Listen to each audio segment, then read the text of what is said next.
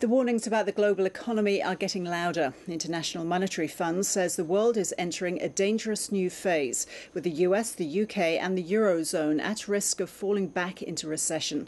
It adds to the already pessimistic attitude in Europe, where demonstrators are still railing against austerity measures.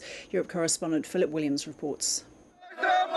In Greece, public sector employees were on the streets again, protesting against the austerity measures that have seen wages cut and will see tens of thousands lose their jobs. In Madrid, thousands of teachers have begun a 3-day strike after the education budget there was slashed. In Rome, protesters there are angry about the austerity measures passed by Parliament. It came on the day the country's credit rating was cut by Standard & Poor's, all evidence of Europe under increasing pressure, spooking the wider world, which, according to the IMF's latest economic outlook, is entering treacherous waters. The global economy has entered a dangerous new phase.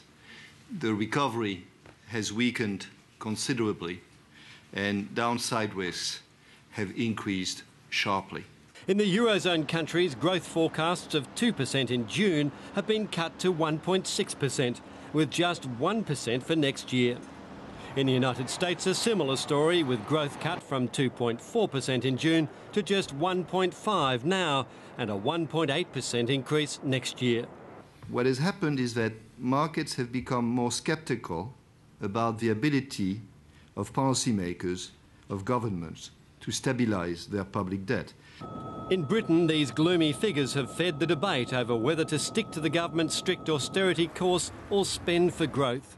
We have the discipline and the determination to putting right the huge deficits and debts that we were left by the last government, and we will go on with absolute determination doing that. And the IMF is right. Politicians can't sit on their hands any longer. We need to act for growth and jobs. It's the only way to secure the future and to get our deficits down.